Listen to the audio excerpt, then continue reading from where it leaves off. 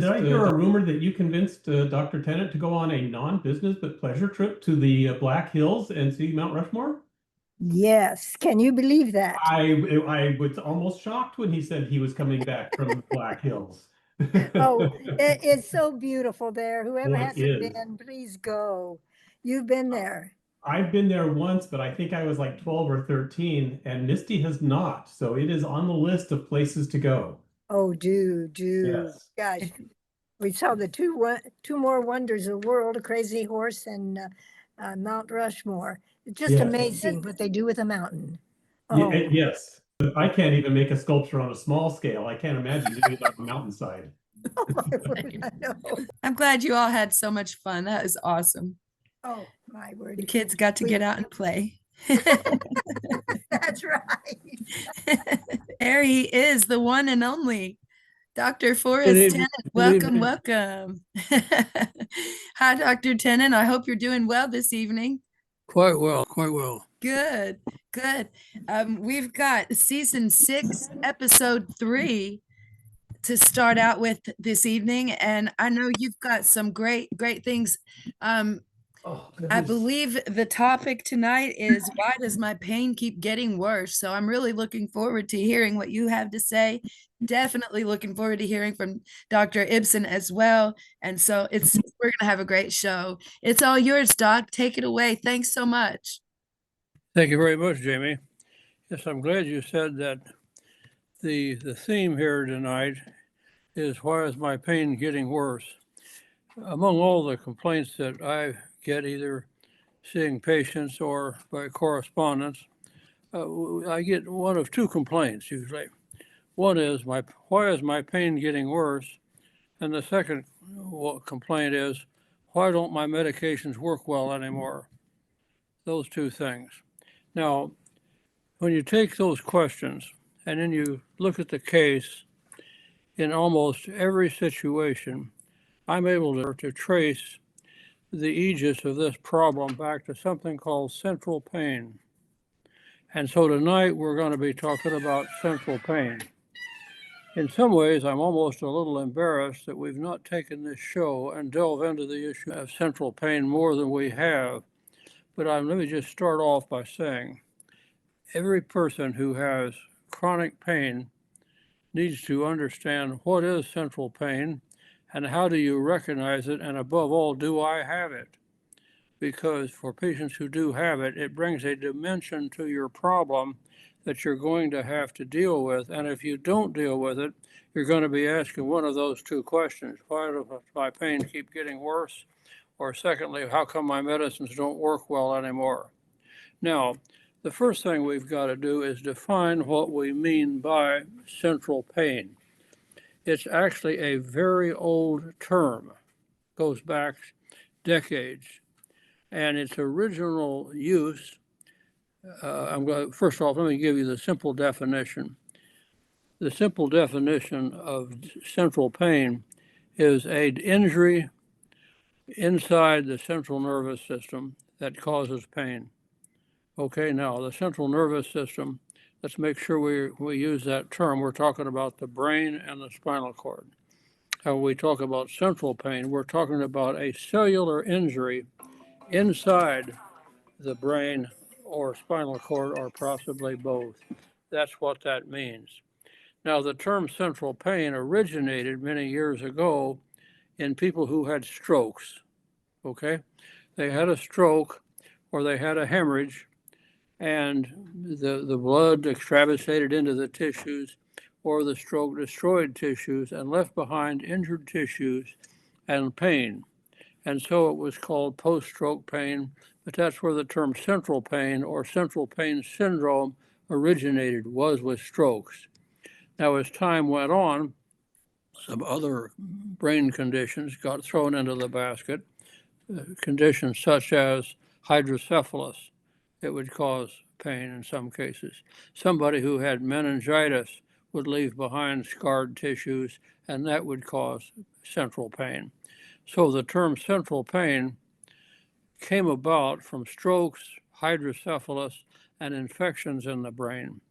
But then and I just looked it up right before the show. The first paper I could find was dated 2002, done by a very foremost researcher in neuroscience by the name of Linda Watkins.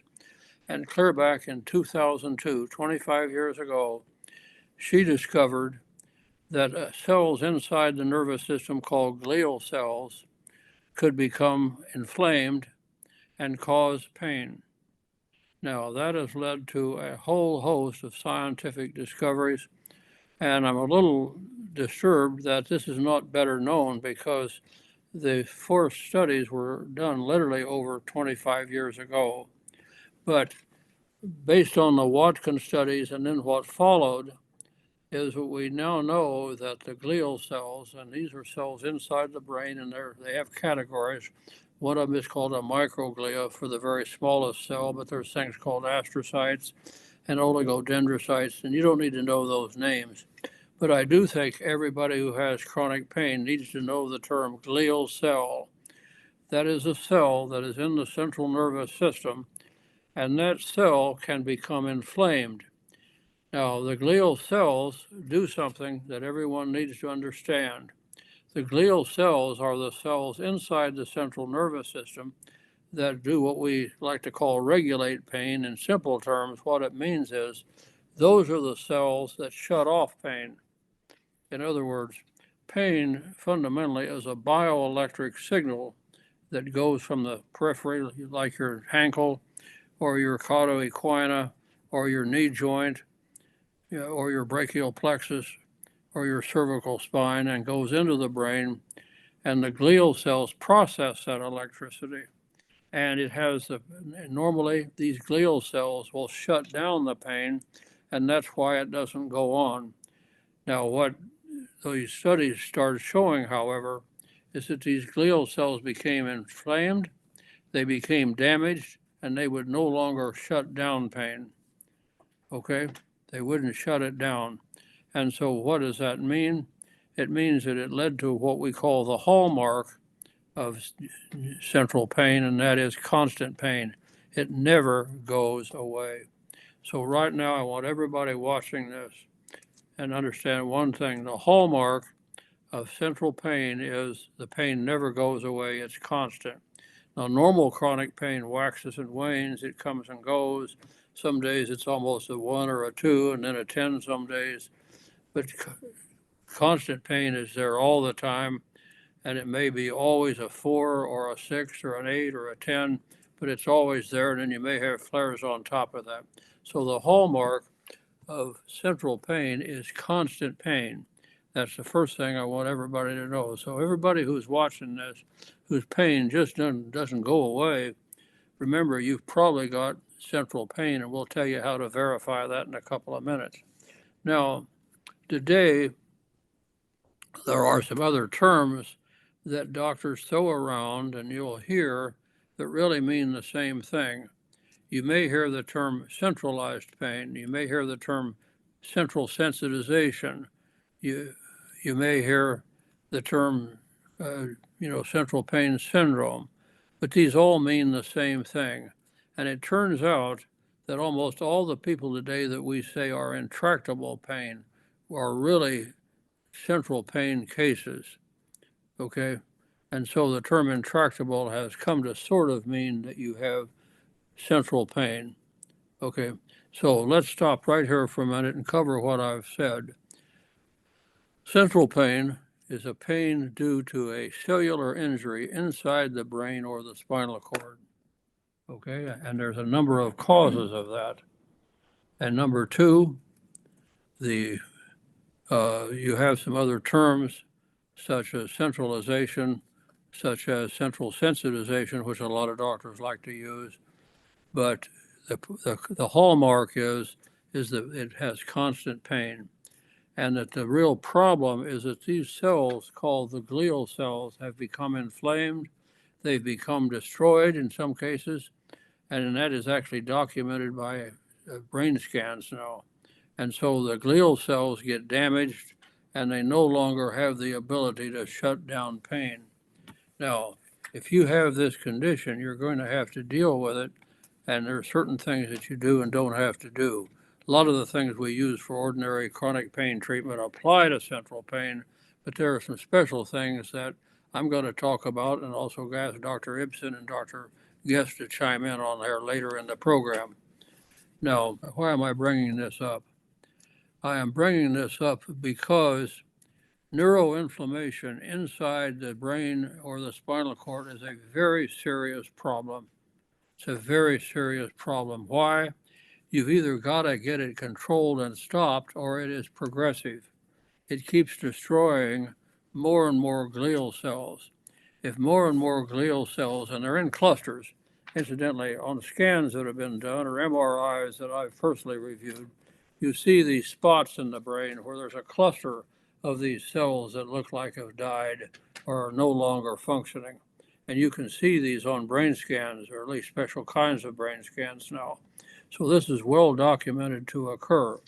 But if you don't recognize you have this, the inflammation in these cells can continue to progress and spread throughout your entire lifespan. So what can happen is all of a sudden your pain keeps getting worse, or here's the other bad one, and this is a little technical, but it's very important for you to know. Inside those glial cells are things called receptors. And as you lose your glial cells, you lose your receptors. Therefore, all of a sudden, your oxycodone doesn't work very good anymore. Maybe your dilaudid doesn't work, or your fentanyl doesn't work anymore, because your receptors are being destroyed right along. I can now have a lot of people that I follow, unfortunately. In fact, they've got pumps in them. They're taking high doses of opioids and get hardly any pain relief. Why? Because their central pain has progressed to a point that they just don't have enough receptors left to get pain relief. So that's a fate that can befall anyone who has this condition. Look out. You must try to stop it, because you can end up one day without the ability to get pain relief at all. Okay? So that's something that's not well appreciated out there. And the second thing that you need to know about this neuroinflammation, it also can start affecting your mental abilities. In other words, you actually have a inflammatory spreading disease inside the central nervous system, and this can lead to all kinds of different problems, including dementia eventually. And there are many, many people, including a lot of people who watch this program, who are bedbound. The medicines don't work anymore. They can't think or function like they used to. And that's, in almost all cases, the central pain has gotten out of hand. They haven't put a stop to it when they could have put a stop to it. And I must say this, just real quickly. What I'm about to tell you here tonight is not new information. I could have given you this lecture over 10 years ago. But for some reason, in the pain field, an awful lot of information has been suppressed. I think the opioid crisis, the attack on pain patients, on doctors, on opioids, has kind of put to bed some of this information, but we're going to get it brought out, because everybody needs to understand these things and needs to know this information. And a lot of it's not very pleasant, but central pain is not a pleasant thing to either discuss or know about, but everybody has got to have to know about it. Okay, now, the next thing that I want to talk about is, how do you know if you have it? Well, first off, people who have central pain almost always have one or more other painful conditions, okay? In other words, they probably have also got fibromyalgia, arachnoiditis, CRPS, arthritis, neuropathies. They're going to have other painful conditions in addition to their central pain. We used to think that they were the cause of central pain, but that's really not true. We now think that the process that causes neuroinflammation in the brain is the same that causes inflammation inside the cauda equina, for example. And so this process of causing inflammation looks like it's something I'm going to talk about in just a couple of minutes. But you're going to have some other pain problems. In other words, you don't just have one problem, you've got two. In other words, if you've got adhesive arachnoiditis, you've probably also got central pain. You've got CRPS, you probably also have central pain. You've got a severe case of fibromyalgia, you probably also have central pain. In other words, it is usually associated with one or more other painful conditions. And again, this other hallmark is that pain is there all the time. Unless you're asleep, you feel the pain. It never goes away. It never leaves. So that's the symptomatic hallmark. Now, there's a physical sign that is the hallmark that I want everybody to know about, and that is you've got cold hands and cold feet. So right now, if any of you are out there wondering if you have central pain, feel your feet or feel your hands, and they may be cold. As a matter of fact, people with central pain oftentimes have their hands or feet turn gray or blue. That's called Raynaud's syndrome. You don't need to know that. You just need to know that cold hands and cold feet are the classic sign of central pain. So if you've got pain that's there all the time and you've got cold hands and feet, you've pretty well made the diagnosis right there. Now, let me talk about some other signs and symptoms that you get with this condition. First off, it's this condition of the neuroinflammation inside the central nervous system does something else that's terribly critical to understand. It creates bioelectricity that's a pain signal, and it's excess bioelectricity. Part of it is it can't dispose of it in a normal fashion. Secondly, the neuroinflammation causes a lot of it. So what does the body do? It starts sending this excess bioelectricity down the spinal cord and down the vagus nerve. We call this either descending pain, that's one term. Scientifically, we like to call this adrenergic overdrive, meaning the adrenaline system is overdrive. And what that does is it drives up your blood pressure and your pulse rate. So all of you who are running high pulse rates from time to time, that's your central pain talking to you. Same way with your high blood pressure. Okay. Also, that excess bioelectricity is going to end up in your skin. So what does that mean? A lot of you are going to sweat a lot, okay? So you've got a lot of sweating going on with this condition. Also, that excess bioelectricity is going to cause burning. Maybe your feet are going to start burning. Maybe the back of your hand, the back of your neck, maybe the back of your buttocks. But you're liable to get burning pain anywhere on the body with this condition. Also, that bioelectric discharge is not in a regular fashion, so you're going to get some stabbing and shooting pains. Now, here's the other one that you get, and that is you get something called allodynia, and that means that the skin gets so sensitive you can't even touch it. And that means there are some people that get this so badly they can't even put a bed sheet over them. They can't hardly wear clothes. They can't comb their hair. They can't brush their teeth. You have the famous case of Howard Hughes, who had this. He couldn't even cut his fingernails or comb his hair.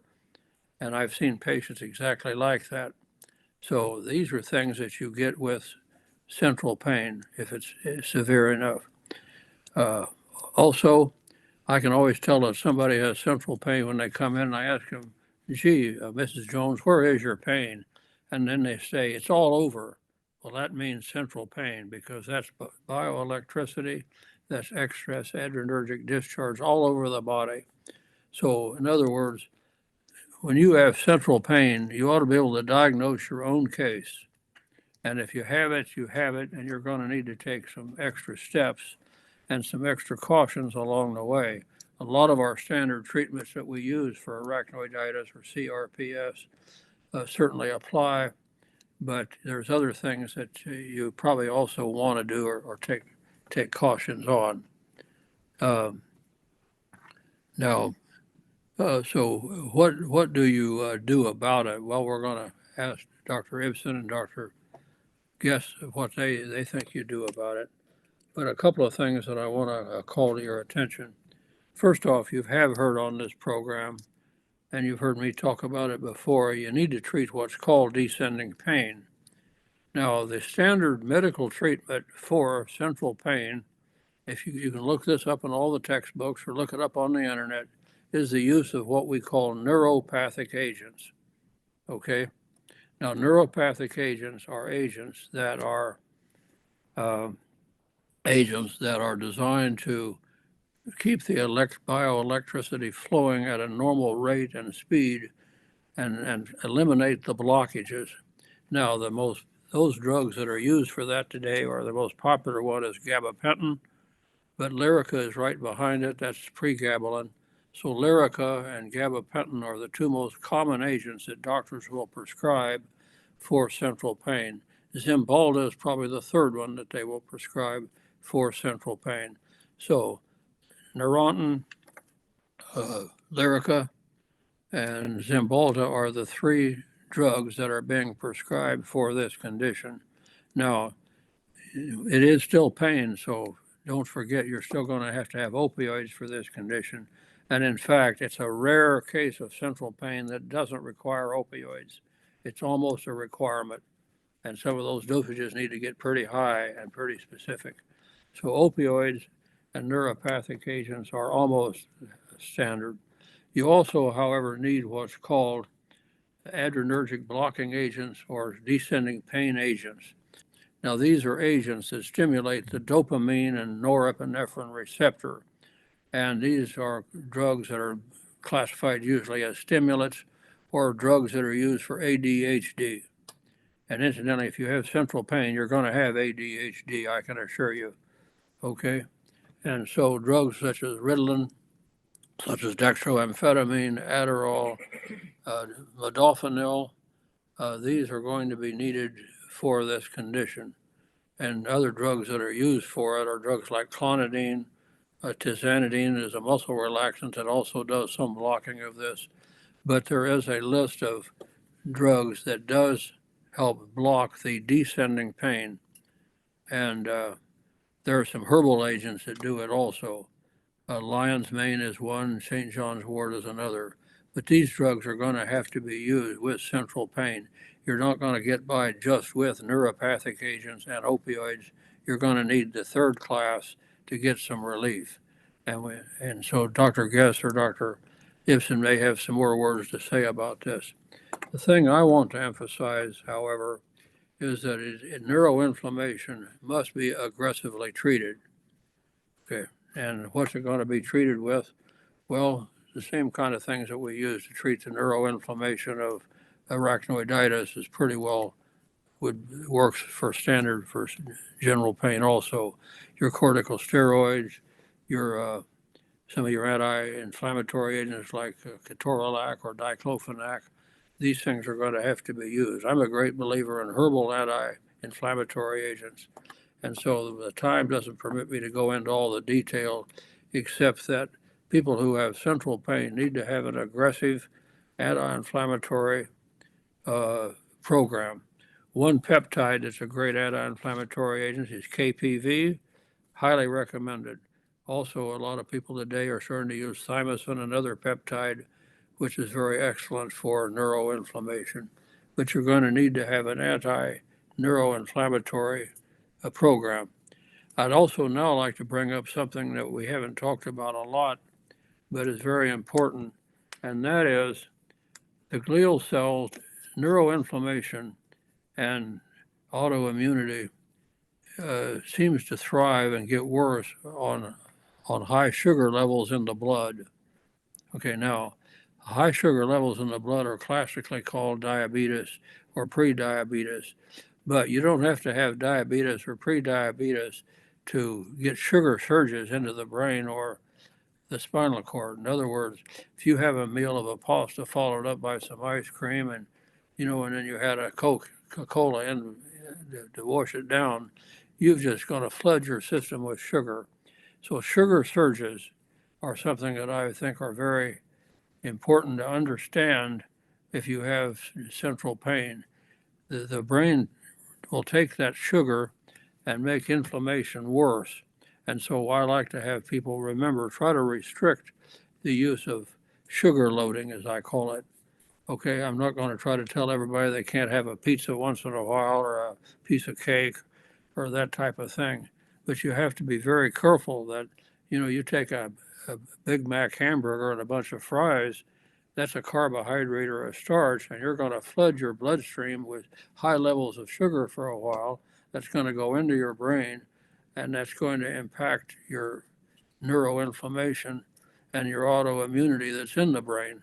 That's why today, and Dr. Guest may want to say a word or two about it, one of our favorite drugs to treat central pain is metformin. It's a drug used mainly for diabetes, but it works great for neuroinflammation and helps protect people against sugar surges. So you have to restrict some of the sugars.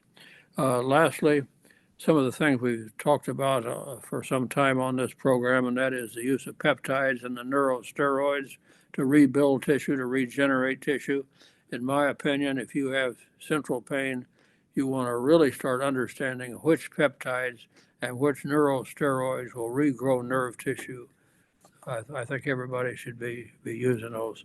Lastly, and I want to close this out and then ask Dr. Guest and Dr. Ibsen to make their comments on general pain. At this point, it appears that the cause of neuroinflammation is probably autoimmunity of some type.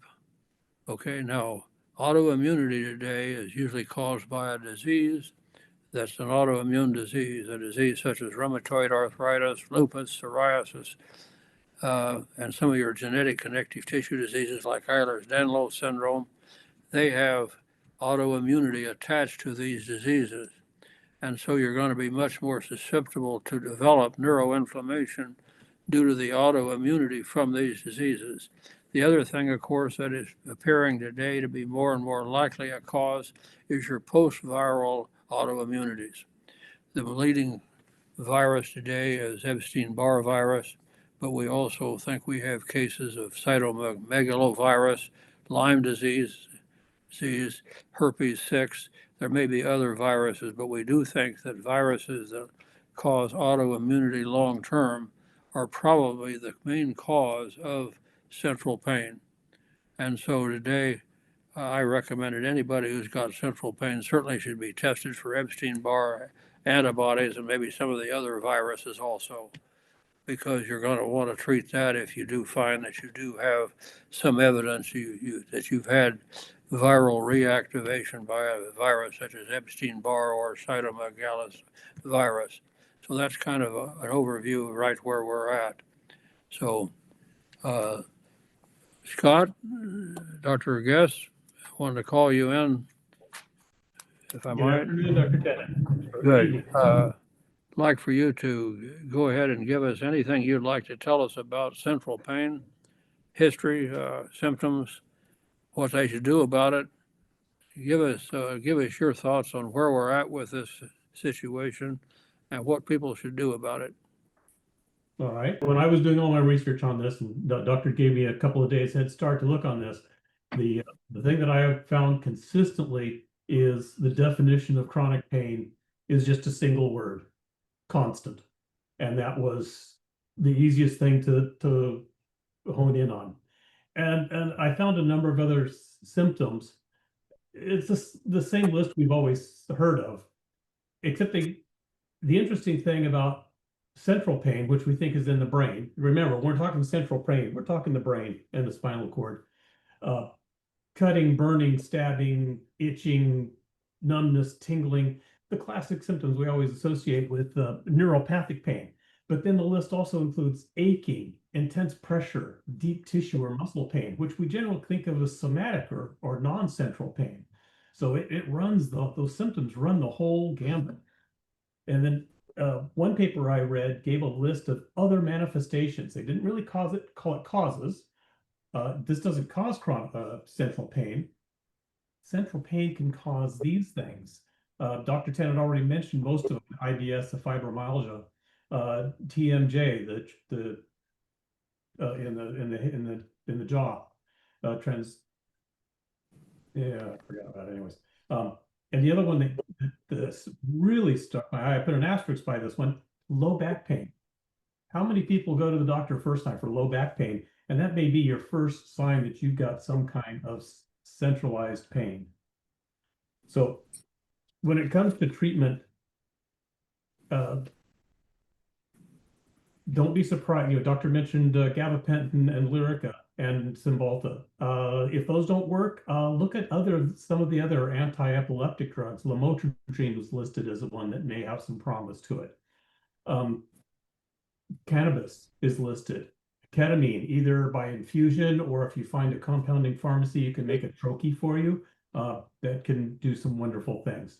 And I did share a couple of weeks ago that chart that I made from basically a lot of it came from Dr. Aldredi's book of the different medications that can have a positive effect on neuroinflammation and specifically glial inflammation. I always told people when those things get inflamed, that is like the fiber optic cable of pain signals being sent to the brain, or in this case, not being shut off on the descending pattern.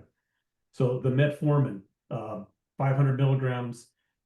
Dr. Perselli likes to say at bedtime, but metformin likes to be taken with food. So 500 milligrams once a day with the evening meal is can help with that inflammation. And the ones we've always talked about, the methylprednisolone, the ketorolac, or the diclofenac, pentoxifylline, another old drug that can help with that neuroinflammation inside that spinal cord. Central pain, it has, a doctor was pointing out, it is a condition in and of itself. It's not a consequence of or a sequela of, it has its own diagnosis. It's a treatable diagnosis. It can be paid for, and it's diagnosed. It's the ICD-10 code is G89.0, and that gives its own category, and it's recognized as a condition in and of itself. Thank you, Scott. Very good. Okay. Dr. Ibsen, are you there? I am Mark? here. Good. All right. You've got the podium on central pain. What I was going to say, basically, Scott's already said, and I'm going to endorse cannabis again. Cannabis, I think, is unique in terms of neurologic opportunities because of a thing called neuroplasticity. Cannabis is the only thing I know of that actually allows for neuroplasticity, and neuroplasticity means the brain isn't fixed in its response to pain, and it can help stroke victims recover their brain. Lots of people who've had craniotomies, brain surgeries, stroke, and other brain effects can actually get their brain to reformat itself. And so for neuroplasticity, you want to think of it as terms of here's my simple way of dealing with it. Turn your computer off and turn it back on. That's what they tell you every time your computer's not doing right. And I'm having this round with my phone, which has now 7% charge in it, but won't talk to me. So cannabis can allow for that. And of course, I love the effects of cannabis that I consider to be better than Neurontin and Lyrica and Cymbalta, all of which have definite side effects. However, I don't say don't use it if your benefit is better than the side effects. But the side effects of particularly gabapentin and Lyrica are brain fog, memory loss, weight gain, suicides. Believe it or not, but of course, if you've taken it for years, you're probably not going to kill yourself with it or from it. So that's an early phenomenon that people have. Also, blurred vision and double vision. All of that stuff happens with gabapentin and Lyrica, and not so much with cannabis. I'm so distracted from my technological impairment here that those are the key things I wanted to think about and add. Did I answer that question? Sure. Do you have any other recommendations on somebody who's let's say somebody's just discovered they've probably got central pain? What's the first thing they should do? Well, I think the first thing they should do is self-care. Find a doctor that'll prescribe an opiate if you can, which you can't, and cut down neuroinflammation with the pharmaceuticals that you've mentioned, and then of course the nutritionals that you've been mentioning also. So, and it might be useful to get on the peptides, and they affect neuroinflammation also. Hmm.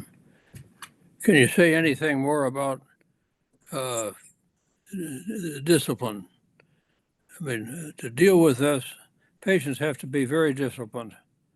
And they've got to, they get started on something, try it for a few days and quit. Give us your pitch on motivation. How do we motivate people to stay with a program? And the second thing is, pain patients have another real fault.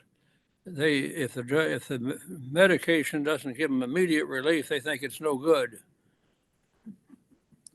What do you have? Okay, well, you're asking the most undisciplined person on this call to talk about discipline. So, Well, that's why it takes one to know one. yeah, right. You know, so it's like, you know, I eat too much. You know, I rant and rave too much. But you know, I would say that